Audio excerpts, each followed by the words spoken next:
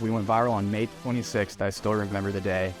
And we got a million views on one video. And we sold about 600 pairs of sunglasses in the span of 2 weeks and sold out my entire store.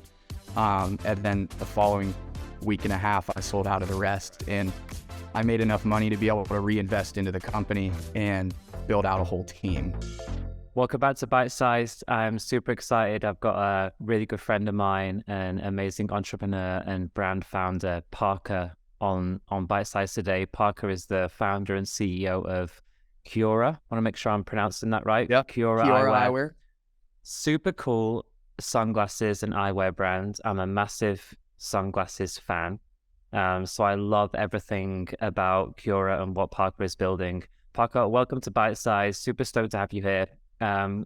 Give a quick introduction to you, the brand, what it's all about.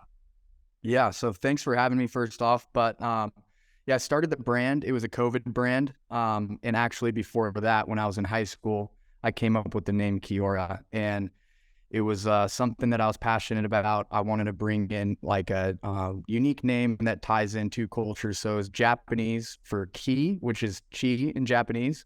So it's ki and aura. And it's kind of the mix between the inner and outer energy. I was selling t-shirts out of the back of my car when I was in high school, and then got into college and lost passion for kind of like the brand and everything. But I was on Shopify back in high school, which was about 2017.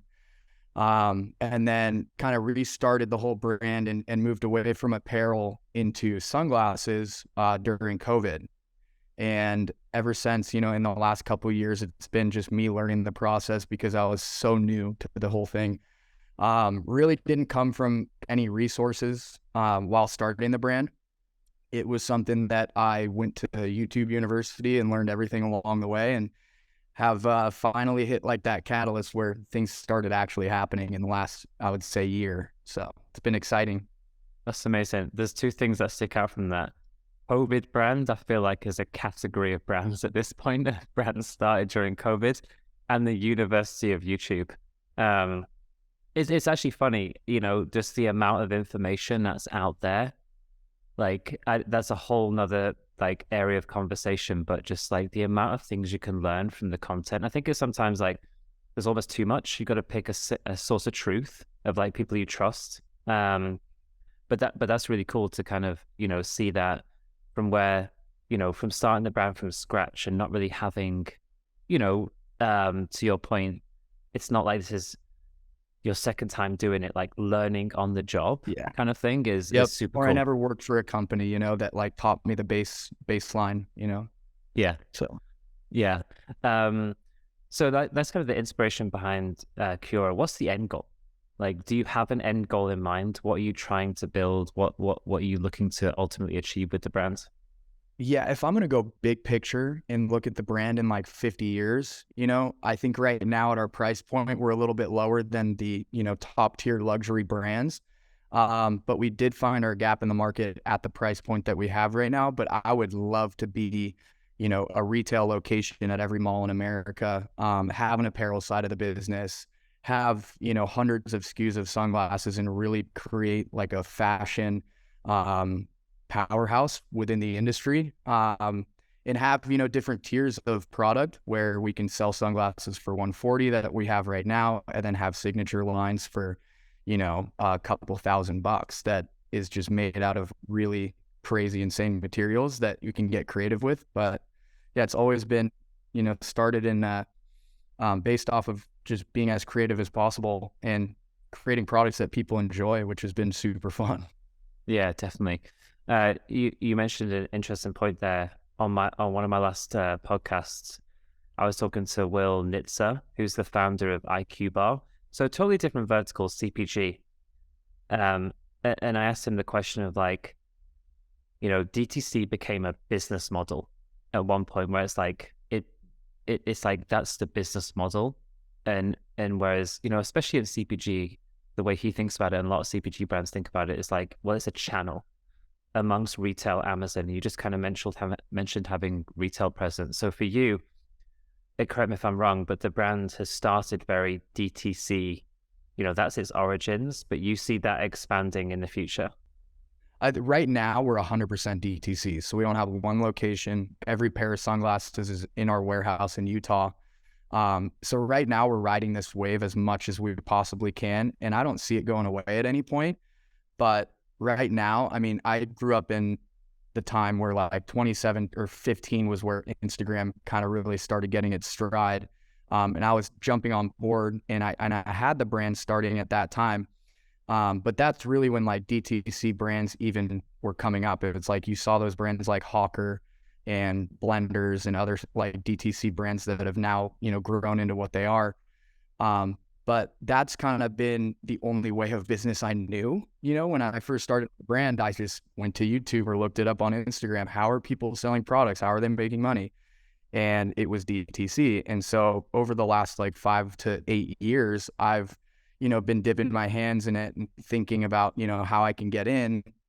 And then it's kind of been the only business model that I thought was possible, especially with these brands, and it supplies a type of lifestyle that I, have dreamed of, like having a business that's fully remote, that I can work from my computer, and kind of just fit all the slots that I wanted in a business. So DTC is the way to go. And yeah, that makes sense. I think that's how a lot of brands start. It's just that shift, and I think it's the right shift of it's not the only avenue for growth, right? In some cases, you're limiting yourselves if you only think of that as your entire business model, and that's definitely changed over the last couple of years. I know you and the brand relatively well. You're somewhat the face of the brand, right? Was that a conscious decision? Was that a lack of resources? Has it paid off? And has it paid off? And where do you see that evolving? In the future? So it was 100% a lack of resources. And the other thing about a DTC brand was that I saw that there was a lower barrier to entry. You don't have to, pay or get loans for $100,000 and set up a retail location without testing products. So DTC for me was like a way to be able to test products and also find my market at a low barrier to entry. And so I really, was starting out with just throwing my own money at it. And I ended up getting in like $60,000 of debt. And I ended up taking out a loan for another $100,000. And I told myself, okay, I'm going to make a big inventory order and we're going to just see if this thing works. And I told myself, I'm going to go as hard as I possibly can to make this happen. And if I don't, I'm just another college kid whose parents couldn't afford to pay for their college, and I'm $100,000 in debt. It is what it is, but I'm going to work my absolute ass off to see if I can figure this out. And so this was about a year and a half ago where I didn't have all the resources in the world. I'm in debt and I needed to figure out a way to sell, 800 pairs of sunglasses that I just bought. So I'm sitting at home freaking out about, okay, I just ordered $25,000 worth of sunglasses and I don't know how to sell them. I don't know where I'm going to go. I knew there were avenues of Facebook, TikTok, paid advertising, but I didn't have the funding for it, nor did I have the skill to be able to do it on my own. I tried doing it on my own, went to YouTube and learned everything I possibly could, bought a few courses and just still couldn't get that ROAS to be profitable. So finally my last resort was TikTok. And I told myself, okay, people are making a ton of money on organic TikTok videos. I need to figure out this game or else I have a, pretty grim future of paying off this loan or this debt. So I actually reached out to a couple of creators that I really liked that were just absolutely crushing it. And I just said, hey man, I have a sunglass brand. Can I, hop on the phone with you and just transfer your knowledge to me? I want to learn what you're doing. So I actually called up this kid from Surf Trip Supply. His name's Larry. Give him a little shout out, but he is crushing it on TikTok. And so I jumped on a call with him and I'm like, hey man, like, what do I need to do to succeed on TikTok? Like, how are you going viral consistently and like selling products like crazy? And so he kind of gave me this viral formula and I've been like iterating off of it. And, he's like, just post 10 times a day. One of those videos will get a little bit of traction. and every single week you'll at least get one viral video that gets over 50,000 views. And he's like, just make sure that you target your niche. And he's like, find the niche that you want to target. And so I live by this as well. And it's, you know, find that target person that you want to reach out to and cater to them. And so I, you know, I was testing angles. And that's the thing is, like, I think a lot of people, when they're first starting out, test products instead of testing angles.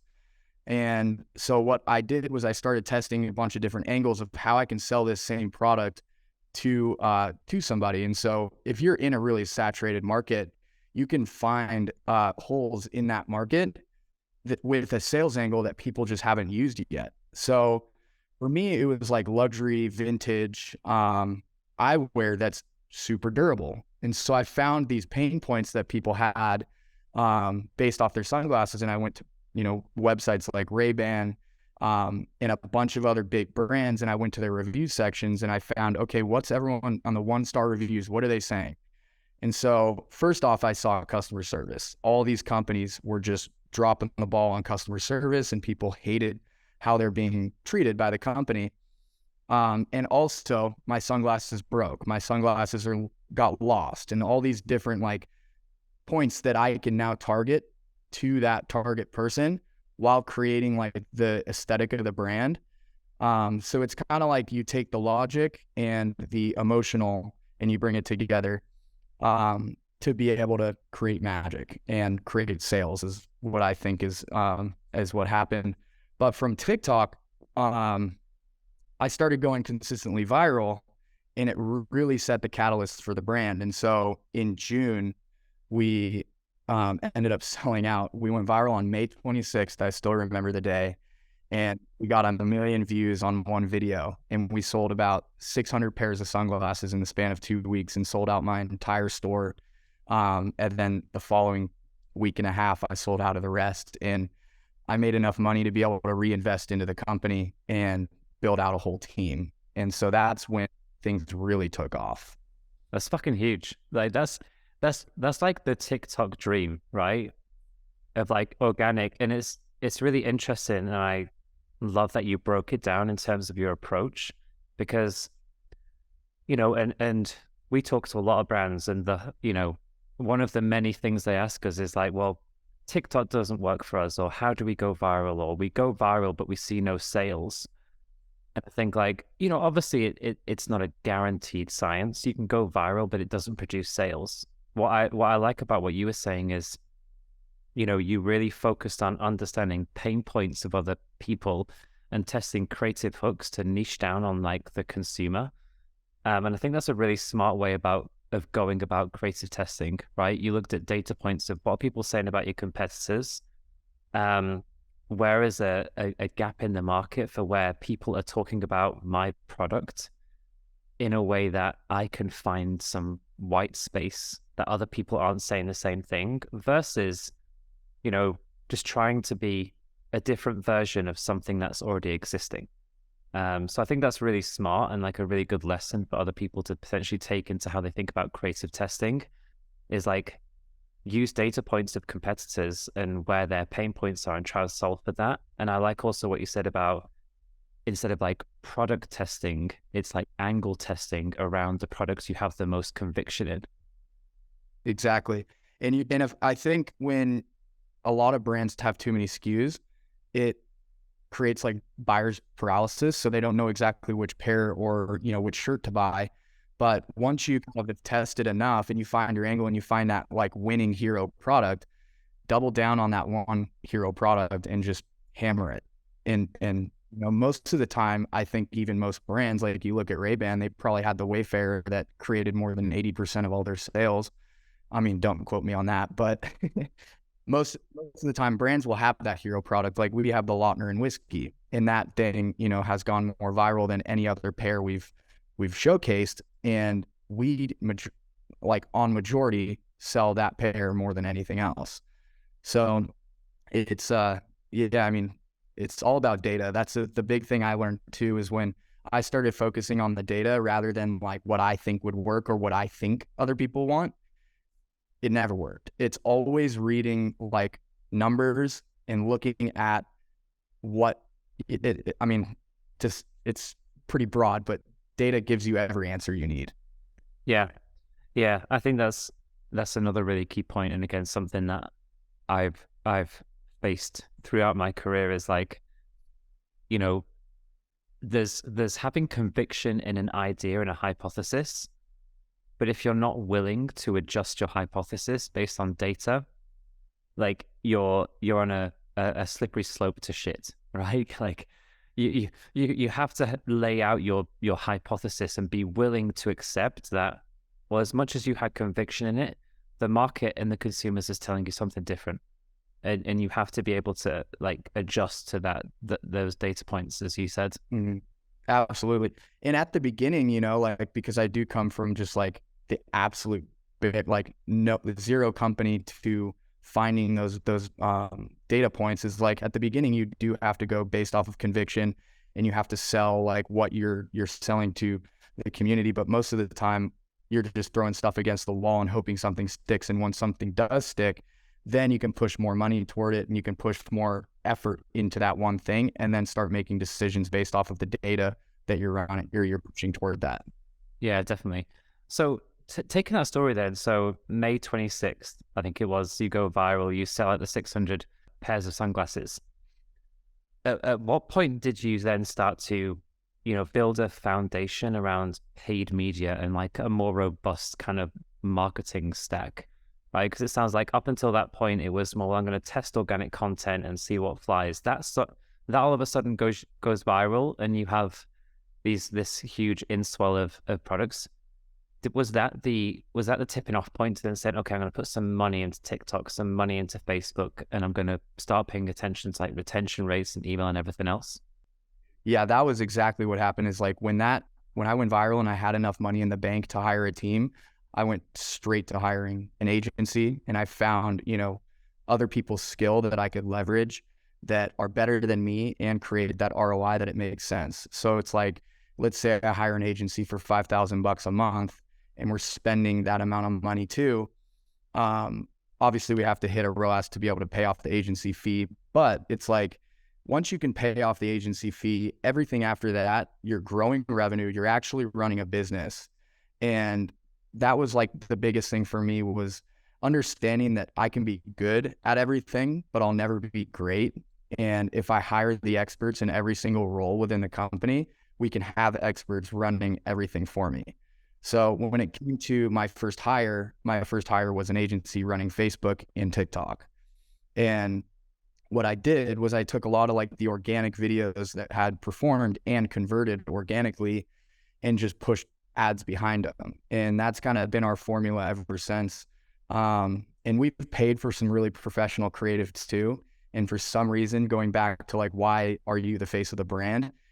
It's because I read the data, and the data showed me that all my videos outperformed the really professional videos. So why am I going to scrap these and pay more money for professional videos? Agreed. And I think that talks a lot to, again, a consistent theme that we see is the content has to feel native to the platform, right? Like, and especially on TikTok, it's that face to camera, really UGC feeling type content. So, I mean, it kind of makes sense to me. And I think that's been, you know, we spoke about DTC as a business model. The other thing that's been, has become flavor of the month recently is UGC content. Probably for that very reason. I think TikTok kind of accelerated that notion of, I don't need to pay 10, 15,000 for a real stylized, you know, kind of commercial. What I need to do is have lots of creative testing, again, to your earlier point of like proving out some hypothesis around what people care about in a format that feels super native to the platform of distribution. Yeah, 100%. And I think what TikTok did is it made everything super authentic and raw. So that's what people are expecting now. When they see anything that's overproduced, they just scroll right past it. So the other thing too, I've noticed that is my top performing ad is when I'm talking to the camera, like I'm on FaceTime with someone, and, you know, I'm selling them. I'm not talking like out of my shoes or making some theatrical thing. It's just like, hey guys, just wanted to pop on and show you a few styles. Like, these are the eye clear, these are the Lautner, these are the XLs. So if you're looking at like the different styles, I would go for these ones. And if it works for you, or if it doesn't work for you, no problem. We'll do free returns and exchanges. So just check them out if you want to check them out. Like super casual, really easy. And that's been performing the best, is just making it as like personal and as a connection as I can. And as long as it's going to continue to work, I think I'm going to be the face of the brand. But I know at some point as we scale, I'm going to have to step away. And especially if we ever get acquired. So yeah, that makes sense. That's amazing. Marketing in general, so kind of taking a broader approach, there's so much you can do, right? You know, it sounds like TikTok's been such a great channel for you, but there's so many channels, things available to us as marketers, as brands. What's been your approach to like building up those layers, and what's been, outside of TikTok, what's been the most beneficial investment when it comes to marketing initiatives that have helped the brand? There are a ton of different avenues that you can go down. And my advice to that would just be pick one and dominate it. So find, whichever you think is going to perform the best. Another hypothesis that you have to test and read the data, but look at other brands similar to yours and see where they're spending most of their money. If they're on Facebook and you look at the ad library and they have a ton of different ads that have been running for months, I would, check out Facebook. Usually Facebook has higher converting traffic and just more data for the algorithm to play off of. But test Facebook, I would say, as first for us. It was Facebook and TikTok, and also just bringing in the right people to run those channels for you. And having the experts that have proven results for other people. That way, you can introduce the same level of targeting and creative testing that all the bigger brands are using. And then when it comes to like stacking and bringing on, let's say, Google, because our formula, I'll just, give the funnel, is like, you got organic, Facebook, TikTok, and then underneath that, you're cleaning up with Google. And then underneath that is like SMS and email as like the cleanup hitter. But it's like, okay, when I introduced Google, what I did was I shopped around for a Google expert who can show me some clear results that they've produced for other brands. And also sometimes what I've done is if they're hungry and really want to help you grow and you're in a position where you can't, typically afford them, which is some of the points where I've been at, where I've had to kind of like, come on, man, we're going to be a big brand. And like, I hate to do that. And, most people don't want to work for people like that, but like it ended up working out, luckily. But, one of my good buddies, Chris, now, who runs our Google, it went absolutely crazy, and Google just popped off because he knew what he was doing. And we also had the foundation from Facebook, TikTok, and organic to where the branded campaigns, the ROAS is like at 80 ROAS because, the name is unique, but it's pretty much bringing the right people on. Yeah. Yeah, that makes sense.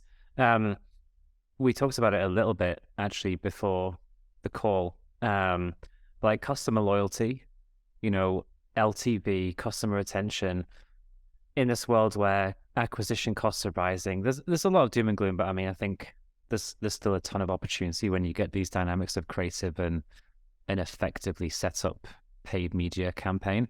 But like, the way we kind of frame it or think about it is like there's a scalability of acquisition, but your sustainable business model and forecastable business is a lot more kind of structured when it comes to customer loyalty.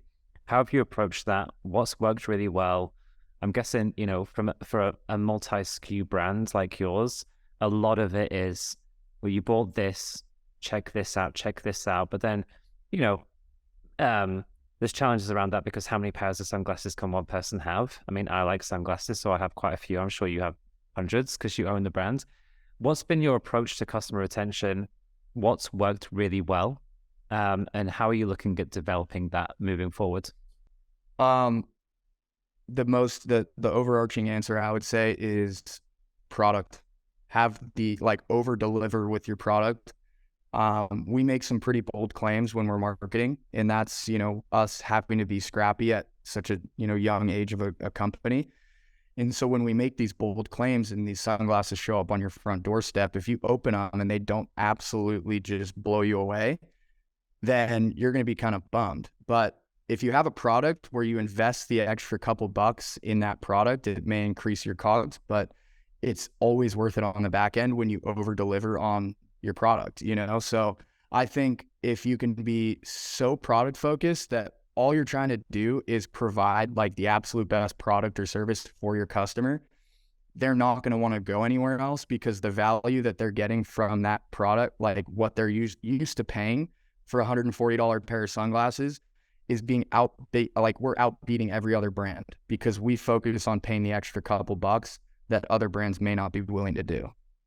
But I would also go into like, you know, retention, lifetime value. When you're trying to increase the lifetime value of a customer, it's about staying in front of them and building that relationship, and how you create the follow-up, and how do you get a customer to marry your brand. And I think the sales cycle is like, at the beginning, you have to change their belief systems of why they shouldn't be using, let's say they're a longtime Ray-Ban wearer.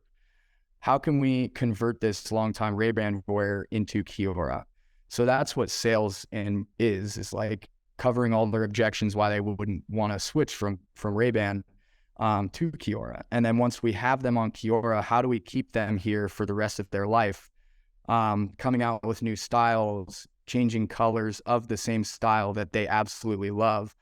For example, the Lautner and whiskey, we just came out with a new gold crystal, and I haven't even pushed marketing for it yet, but I've already have people in the background messaging me like, can you make a gold crystal? Can you make an emerald? Can you make different colors of the same product they already own?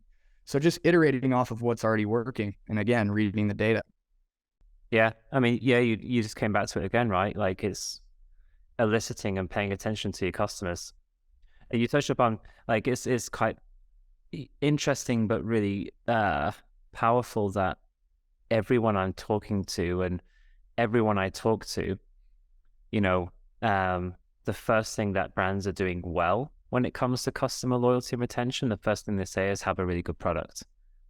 Like, you can't out email market a shit product. You can't out creative a shit product. You might do well short term, but the sustainability of it. So I like that approach, and I really like the approach, and that's where we pay a lot of attention as well, is listen to your customers, elicit feedback, find out what do they want, what do they like, what do they not like. If you build in an echo chamber without soliciting feedback and paying attention to it, I think you're not going to be able to capitalize on those data points. And and we live in a world where through these mechanisms of being able to read ad comments, do post-purchase surveys, all that stuff, like, you have that one-to-one immediate communication with people who are engaging with and purchasing your product, to know how to make steps to improve that moving forward. Yeah. And one other thing as well that I'll point out for lifetime value is just the experience of the brand. It's like making sure that your packaging goes above and beyond, and also in the back end, once they get the product, you have, you know, follow up with them, like, are you enjoying your product? What can we do better next time? And then customer service. I think a lot of times people overlook customer service, and it's when you can, you know, I've had so many times where a customer is like, hey, I'm outside of the warranty, but I want to, you know, exchange for this pair. It's like, I treat every customer as if you're reaching out to me or a friend is reaching out to me about the sunglasses. And it's like, at the end of the day, if you're still profitable, don't be greedy, take care of your customers, and always put them first. I think that's the number one thing in business, is just treat your customers like family, you know? Yeah, 100% agree. And again, that point around the experience of receiving your product, right? And especially in a world where you've got social media and people love to showcase their lives and what they do on it, to not go the extra mile and have your product delivered in a cool package with a little note from the founder and whatever else. You know, it could be the best product in the world, but if it comes in a brown paper bag with like just a fucking stamp on it, you know, you might love the product, but it's like that It's that digital word of mouth. If it comes in a cool package, without even having to ask, most people will take a picture of it and post it on their Instagram or their TikTok, or they'll show their friends because it's an experience and it's above and beyond. So I totally agree with you. You're creating instant brand affinity, and you're also generating what I call digital word of mouth, because they're going to post about it.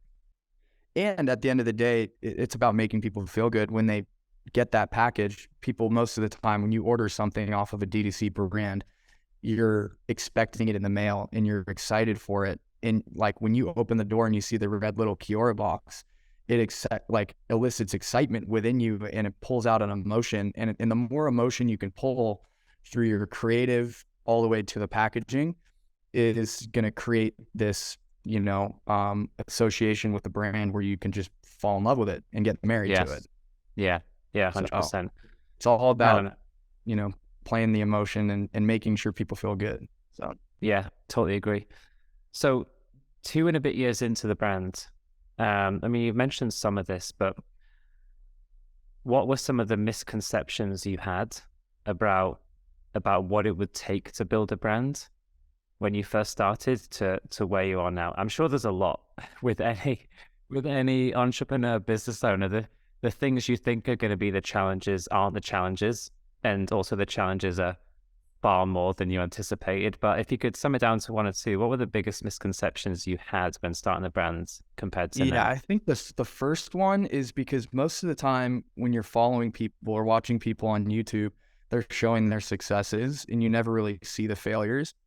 So I would say the amount of effort and the amount of skill it actually takes to, pull a brand from nothing into being something and creating revenue and a profit, the amount of, it takes a lot of skill that takes years to build, to the point where you start actually making money off of it. Because if you're just proficient at a bunch of things, like copywriting, Facebook ads,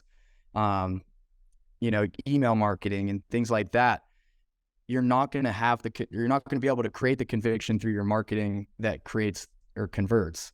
And so it took me 5 years of studying and learning, and I was never the best student, but after this last 2 years, I put my head down. I was working 10 to 12 hour days. And most of those days when I was considered working is sitting on YouTube and watching other people who have already succeeded and taking points from them. And it's been an accumulation of a bunch of small little nuggets I've gotten from videos that have created, the not only the mindset, but the amount of the skills, the sales tactics, the marketing tactics even the product development that allowed me to get to that point where I can then hire a team and know enough about every department where I can manage them. At the beginning, I thought it was going to be way easier than it was, and it took me way longer than I expected. But, as long as you stick the path, you'll make it. And yeah, way easier than you thought it was, and way longer to achieve success is definitely the case for most people. So yeah, I agree with that, dude. Really appreciate you coming on. Huge fan of the brand. Love everything you're doing. Love your approach to things like creative testing and everything else. I'll link this in the podcast anyway, but if people want to check out you or the brand, where's the best place to do that? Yeah, you can find me on TikTok for my personal brand, which is just Parker Godfrey. A lot of times I'm giving out like business tips. Also have a small little ebook that I help people starting a brand. And most of the time, you can also find me on Instagram, which is linked in my TikTok at Master Pooks. And then obviously, if you want to check out the brand, it's Kiaura Eyewear, Kiaura, and then eyewear. So okay, yeah. I have to ask, Mr. Pooks. Master Pooks. Master Pooks. That was when Instagram first started in like 2012. I was like, what should my name be? Master Pooks. So then it kind of stuck. And then, Pooks is my nickname that all my close friends call me. So. Oh, yeah. Shit. Okay. I can't talk. My Twitter handle is FoodDog85. FoodDog85. I love it. Because I've got Food Dogs tattooed on my chest. So it's just, It's what it is. I've just never changed it. Awesome. Love it. Really appreciate you, dude. Thank you so much. Of course. All right, we'll be in touch. Thanks, man. All right, take it easy.